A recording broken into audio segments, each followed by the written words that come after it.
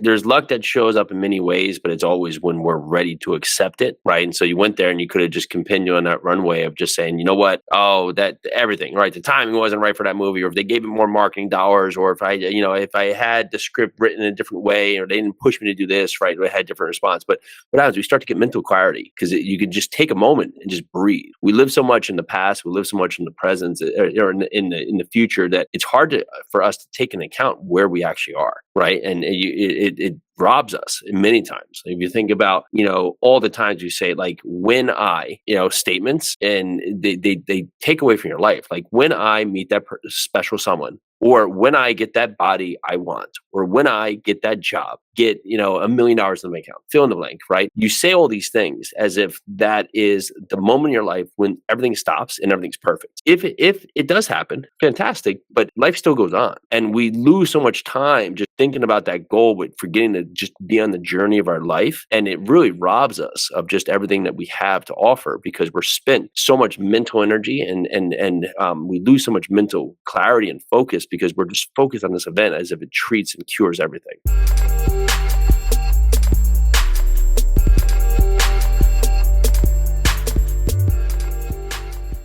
Good evening, and welcome to another episode of the Mindset Master Podcast. I'm your host, Tony Reed, and I'm also the proprietor of the podcast. Now, in today's episode, we have a very special guest, Mr. Jason Yarusi. Jason is a multifamily real estate investor and founder of Yarusi Holdings, a multifamily investment firm with over 3,000 units acquired since 2017.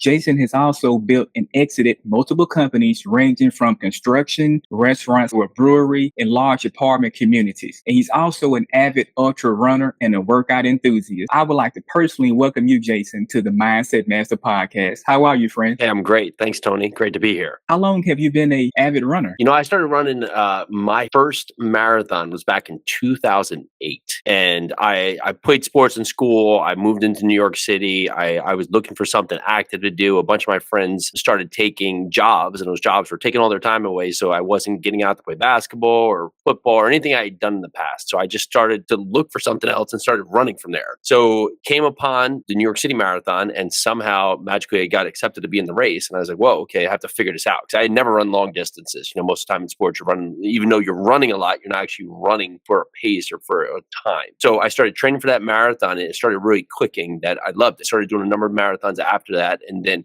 years later, about 2015 maybe, heard about something called ultra marathons. And that's where you'll typically run anything longer than a marathon, which is 26.2 miles. So my first one was a 50-mile race, and that was something of just a really eye-opening experience. I went into that race. I'm very good at running hills, and I'm very good at just looking to just keep my pace. And so I came in there with two rules: run the uphills and keep my feet dry. Well, what happened is I didn't look very well into the race. And so the third mile in, it was too steep to actually run. So it was almost like climbing a cliff up in Ithaca, New York. And then by the fourth mile, there was the first of four rivers to cross. So I passed that. It was a very big learning lesson because it allowed me to think in my mind that I had to be versatile to the approach, and that, at many times, like, you can't have rules because the rules have to step outside your bounds to be able to just accomplish the task that you want to get into. So it was a good learning lesson to go into that race and be hit by obstacles right in the beginning, because it allowed me to challenge myself and pivot accordingly as things came up. You said 50 miles on your first run. Man, I did what I thought was a marathon. Me and my wife did like 7 miles. And Jason, I thought that was like something, but you did 50 miles on your first go round. Man, my wife and I, we used to live in Scottsdale, Arizona. And we would always go to Phoenix, and we would climb the Camelback Mountain. And so,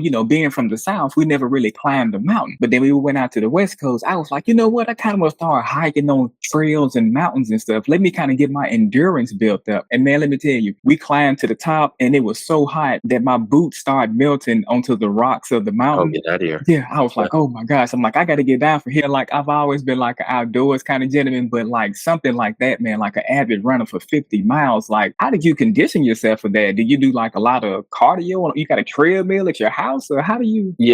Many times is that we're always in a rush, right? And so it speaks a lot to entrepreneurship, is that I had to find myself to be patiently persistent. So what I started to do is that after that, I did a 100-mile race, and in my mind, I was like, I don't know how to train for these things, because when you prepare for a marathon, there's typically could be weeks, 12 weeks, 16 weeks, some kind of training course that you'll do for a number of weeks outside the race. And as you get closer to the date of the marathon, you'll typically prepare by, instead of, you're going to run 26.2 miles during the race. So during your preparation, you'll probably run 20 miles and 22 miles just before it, right? Just to get conditioned. For these long races, like a 100-mile race, I was like, I can't make sense. I'm going to run 80 miles like 2 weeks before the race. Like that just seemed crazy. So I was like, well, what can I do to just get ready? And all I could think about it was that, okay, every day, no matter what, get up in the morning and run. So I would get up every single morning, no matter if it was, I was in New Jersey at the time, and like the last 100 I did. And if it was 100 degrees out or freezing out or my foot hurt or I didn't feel well, my ear hurt, didn't matter. Just ran 6 miles each and every day. Sometimes I'd run longer ones, but what it did is it allowed me to get ready for the action regardless of how I felt. And that carried forward very well to the race. And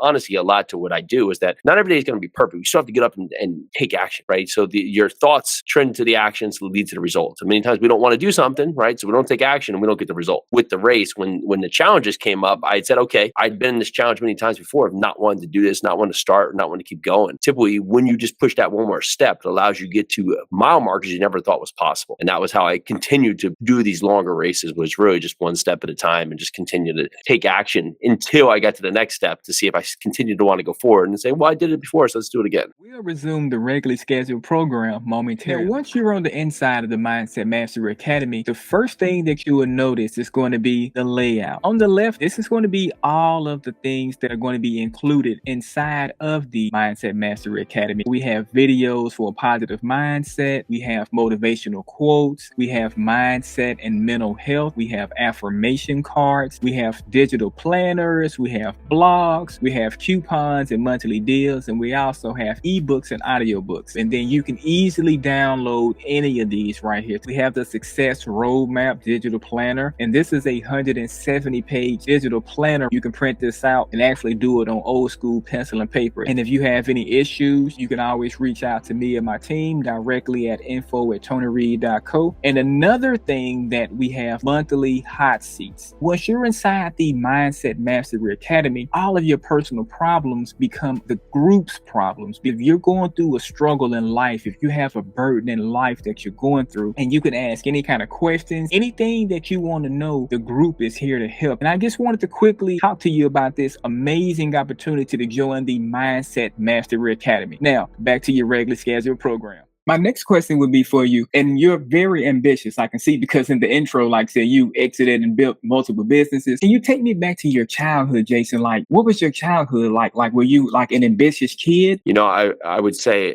I was very shy, and I had to learn to, even today, it's my wife is the one who could be in a room for days with 100 people, and that's where she gets her energy. And for myself, I've always been very shy. I was three kids, right? But I was the oldest by 10 years. So you're almost the only kid at that part, right? So you're on your own a lot. So you learn to be in that world of just on your own. And back in the day, there wasn't cell phones. So like your parents would be out at work or be wherever they are, and you would just be out, wandering the universe, right? So that is how I really conditioned myself, is to just carry through life in that shy pattern. As I started to have a series of things happen in my life, that were not, the most fortunate events, I had to choose to step outside of my bounds, right? Because many times we keep doing exactly what we're doing, we're getting the same results. So you say, well, I'm not happy with my life. I'm not happy with the money I have. I'm not happy with the relationship I have. I'm not happy with just, my level of education, fill in the blanks, right? But we're not taking action. We're blaming everybody else. And so I wasn't getting the results I wanted in life, but I was doing the exact thing. And then asking myself why I wasn't getting the results I wanted. So I had to continue to look forward at myself and say, okay, if you were going to do exactly what you're doing right now, you can't be upset with yourself getting the exact same results. Because you're doing bad things, you're getting bad results. So I started to make small changes, started to put myself in a more competitive, whether it be with sports or whether to get more front of more people that were just doing better things. And what happens? Well, magically, when you start making the effort and start taking action outside your comfort zone, it's not comfortable at first, but it becomes your norm, right? And as we grow, right, it becomes the norm. And then you have to say, okay, is this where I want to stay, or do I want to continue to grow, right? And most who are on some level of wanting more will continue to grow. We just have to make sure it continues to lead in a way that's going to be beneficial to us and those around us. And it's funny that you mentioned it about like accountability, because I had just made an episode last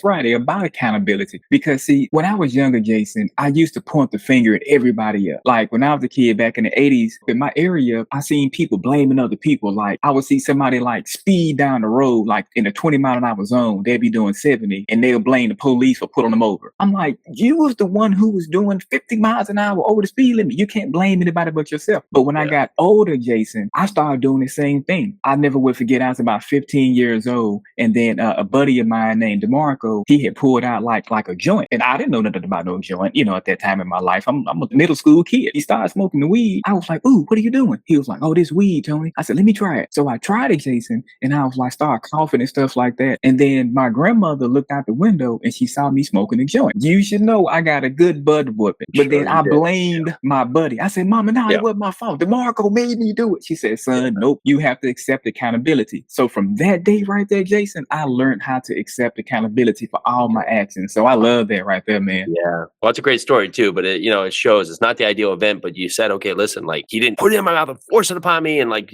hold me by the neck, right? We made the choice. And many times we can't, even when we make the choice, right? We still want to look to everybody else why it didn't happen. This business failed for this reason, right? I didn't, my marriage failed for this reason, or, I wasn't here for this event and it was somebody else's fault, or traffic's fault, or all these other things. You can blame everything in society, right? Until we start looking it back, is that what could we have done differently in that moment? And there's always a million reasons. And when we do that, you say, okay, so going forward, things are going to sometimes be outside my control, right? And sometimes I'll have to react in the right way, right? So there'll be times when I can prepare perfectly and it's still not going to go right. I have to accept that. But many times when things don't happen exactly how I want them, I have to ask myself, did I do things accordingly to put myself in the best position to win? And most of the times we don't, bro. And that's a hard thing for us to really ask ourselves. When you do, you start to be really, self-aware of how you're showing up in all different types of events. And when it's good, when it's bad. A lot of people don't really understand about accepting accountability. Like a lot of people try to point the blame at other people. And I think, like I said, if more people just start accepting accountability, I feel like more things just start blossoming in people's lives a little bit better. Because like I said, once you start pointing the finger back at you, it's like, okay, I'm the reason this happened to my life. I can't blame my mom because that's like my mother, Jason. My mother's a crackhead. I'm not going to lie to you. Back then in the 80s when she had me, she was. And in 2024 today, she still is. At the end of the day, I can't blame my mom for my lack of success in life. I'm going to tell you a quick little story right quick. What happened with me, kind of how I got to doing this business here.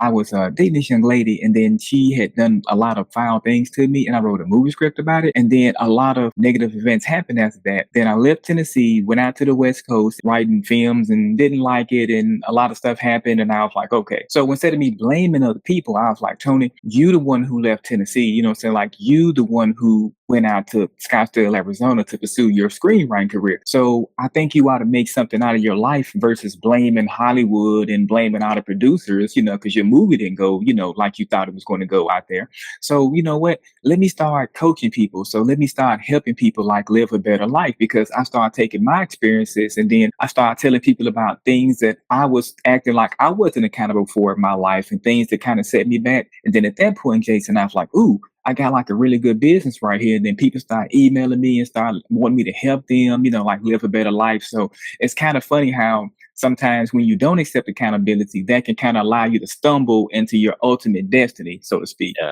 Yeah, well, it cascades, right? And at certain points, there's luck that shows up in many ways, but it's always when we're ready to accept it in that fashion, right? And so you went there and you could have just continued on that runway of just saying, you know what? Oh, that everything, right? The timing wasn't right for that movie, or if they gave it more marketing dollars, or if I had the script written in a different way, or they didn't push me to do this, right? I had a different response, but it happened. And that was your starting line for the next part of your journey. And most of the time we want to look at everything in the past, right? Or even look forward to the future and just blame all the results when in fact, where your feet are is where you are, right? And so when we can look at it and say, okay, today where my feet are is where I am, regardless of what's happened in the past, regardless of what potentially could be in the future. What happens? We start to get mental clarity because you can just take a moment and just breathe. We live so much in the past, we live so much in the present or in the future that it's hard for us to take into account where we actually are, right? And it robs us many times. If you think about, all the times you say when I, statements, and they take away from your life. Like when I meet that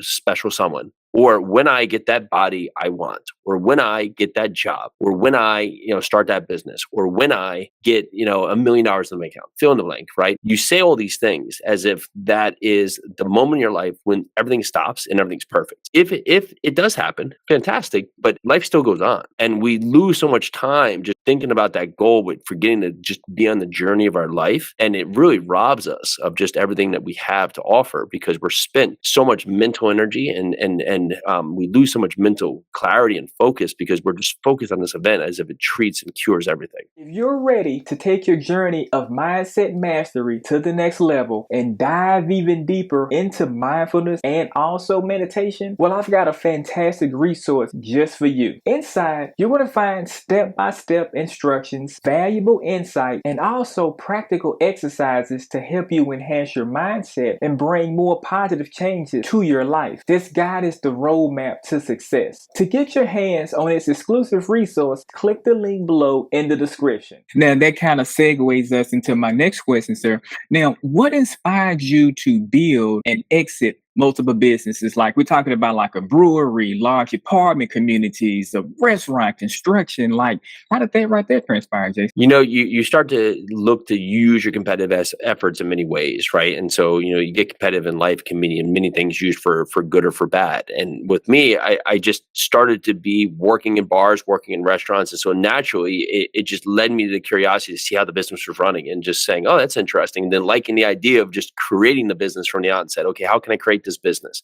So, opened a restaurant, then opened a bar, right? Then looked at the part of, oh, well, what serves the bar? Well, I love the beer industry and the craft brewery scene was really just starting up in like 2005, not starting up, but it was really coming back to New York City in a big fashion at that time. So that was something that was really interesting. So we looked about how we could create that brand. So I created a brand called Alphabet City. And then from that, got really interested in that in the beer scene, right? And so it was something that involved. And then I found where was my limitations with that, right, in terms of what we were doing. But then there was a partner, there was another competing brewery that they wanted to grow. Instead of making their own brand, they could buy our brand, right? So I looked at ways that they could continue to grow. So I would exit with that. And then I moved to the next part for construction, for the real estate, just to where my energy continued to go. And so today, my energy has been very honed in two things. One, with the multifamily investment, it's what we do here. We buy apartment communities, and two, through the Live 100 program, just helping people break their habits so they can lead the lives that they deserve, right? And that's been a lot of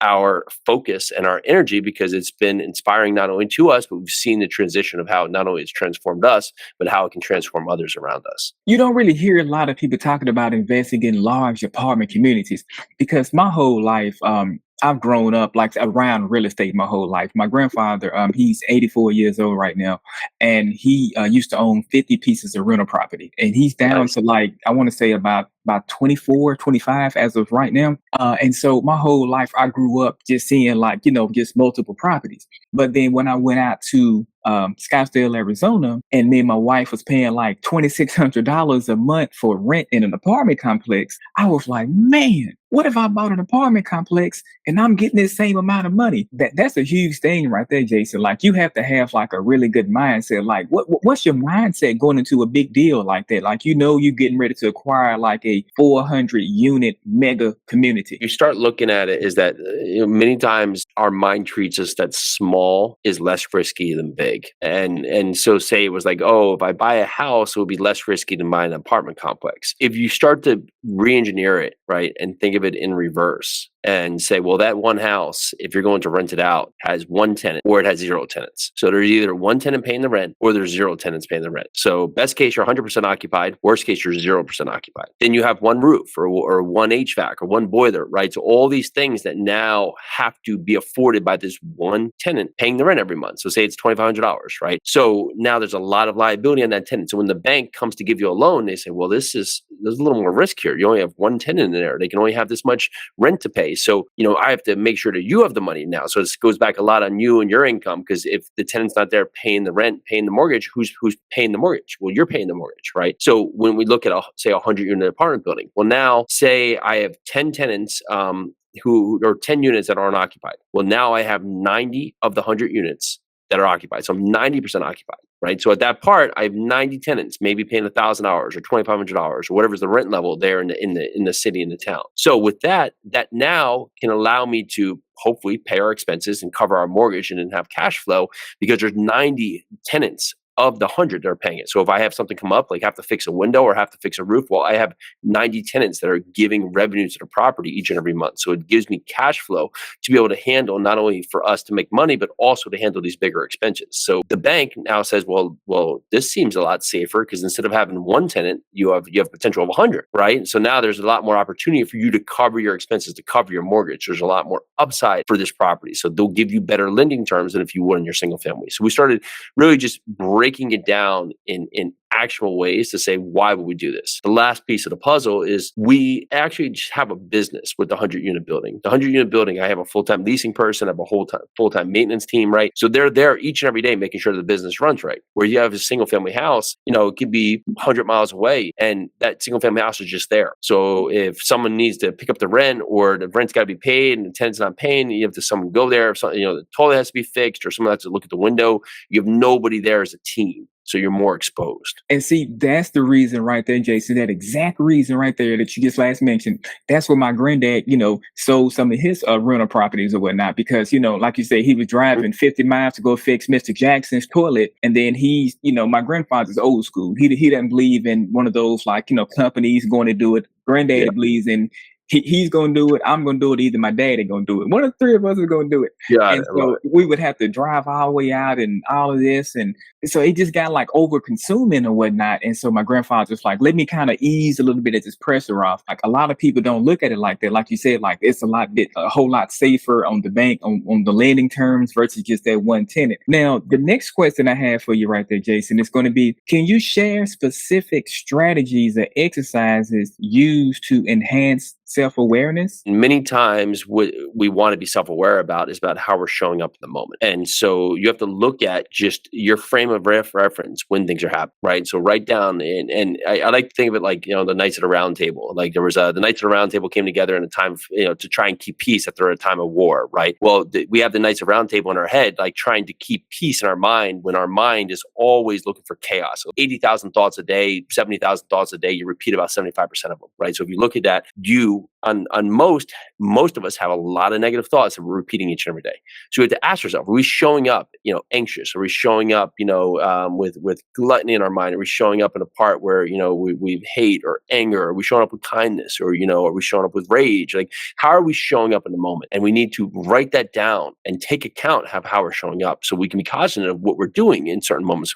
You think about getting stuck in traffic, right? No one wants to be stuck in traffic, but many times we're blaming everybody else while we're stuck in traffic, but nobody else wants to be stuck in traffic too. No one else is like, oh, I'm so happy to be stuck in traffic. I'm so happy to be causing this traffic. We're yelling at everybody else as if the traffic is everybody else's fault. We're all stuck in traffic. And so we can be aware of just how we're showing up and say, okay, this is what it is. I understand. There's an accident up above. Hope everybody's all right. So instead of just being mad and letting this set off my day, how can I just take this moment as a moment of just being silent, being patient, listen to something, and listen to a podcast, listen to this podcast right here, and gaining something from this instead of being mad at the moment. Because when we are, and we're self-aware of this, what we do is we stop losing days about being mad in the moment. Many times we'll have, a 5-minute interaction or even less that will happen in the day, and the day will be lost. You'll lose an entire day over 5 minutes because something will be not perfect in that 5 minutes, right? And that will ruin your day. 5 minutes to ruin your day. Mm-hmm. How crazy is that? Yes, absolutely. Yeah, and see, that's what when I first married my wife, Jason, that was one thing that I always told my wife. My dad used to do that back when I was in high school. My dad would tell my grandmom, he would say, "Mama, when I'm on a golf course, don't call me about Tony in school because I won't be able to focus." And I didn't realize what he was saying. And then when I started doing videos and stuff like that, Jason, I would tell my wife, "Baby, look, I love you. Unless the house is on fire, please don't come and tell me nothing negative, because that can mess up my mind when I'm going to do these videos and these podcasts or whatnot." And so a lot of people don't really understand that, because that's what happened to my cousin. My cousin used to own his own stereo company. And then by him listening to people early in the morning giving him negativity about like their girlfriends and people cheating and stuff like that. Then come to find out his girlfriend started cheating, and then his business went down the drain because he couldn't focus and Wow. think because he was wondering what she had going on. But Yeah. I'm like, cousin, just don't chase her. Go back to your stereo shop. Don't run after her. She's gone. Let her go. Like a lot of people do not understand that, Jason. And I'm Yeah. happy that we're on here talking about that and actually helping people have a better life, man. So this is amazing. You know what it is that you can't what I hear the other day is that you can't force people to make the change. You can give them the information, and they have to understand and choose to do it, right? So there would be many times where, and I was the victim of that. I was blaming myself and carrying forward, but all the opportunity was in front of me to see a better path, but my eyes weren't open, right? And so as soon as you open your eyes, you say, okay, was that moment that bad? And maybe it was okay bad, but many times, like, you have these moments in life that are just moments. They just pass by, right? And this too passes, and years down the road you'll never remember it. So why let it bother you now? So you can ask yourself, like, okay, this thing that just happened, am I going to remember this 3 or 4 or 5 years from now? And if it's probably not, then why are you spending time on it right now? What inspires you most about helping others achieve their highest potential? Like what lights you up when you know that you've actually helped someone? It's fun for many reasons, because I've had my roadblocks before, and then I've learned that my roadblocks were speed bumps, right? And most of the time when we're taking that first step, we think it's off a 10-story building, but it's really just off the curb. And I've been able to just see people step outside of what they thought was their barrier, their block, by just making small changes. And then ultimately those small changes, the repercussion of those small changes become massive changes as they just continue to just eliminate things that weren't serving them and start building successful habits. And when you see that, you see people do all kinds of things that they at first had all the reasons why they can't. And it started with them in their mind understanding they can, and then putting the steps into the process, and then being patiently persistent with the results. And when they do that, they accelerate their growth, and they are able to just take massive action in their life. And that's just, it's fun to see, because we're our own biggest critics, right? Where no one's going to talk as bad to you as you talk to yourself, and most people. And we let that basically cap us, right? Because we'll hear all kinds of things, and it's mostly coming from us of why we can't. But when we turn it around and say, well, someone else did, or why can't I? The world opens up in a whole new way. Now, let me ask you another question, kind of piggybacking off of that. Now, what is one piece of advice? So right now it's 2024. What is one piece of advice that you could reach back and give 19-year-old Jason right now? Smile more. I just think when you smile, you take a breath from everything that you're holding the tension in. Because most of the time we're holding the tension in many facets, whether it be our hands or our face, but it's hard to be happy and mad at the same time. And so when you think about that, and many times if you just smile in the moment becomes what the moment truly needs to be. Now, how can the listeners of the Mindset Master podcast reach out to you? So like they're like, man, like I'm loving everything that Jason is saying. I want to follow Jason. How can they follow you? Yeah, great podcast, good conversation. So you can find me over at the Live 100 podcast with Jason Yarusi on all the podcast platforms, or Jason Yarusi on IG, or jasonyarusi.com. And what I'll do, I'll link all of your information in the show notes for the listeners here. And thank you so much, Jason, for being on the Mindset Master podcast, sir. And until next time, I'll catch you later.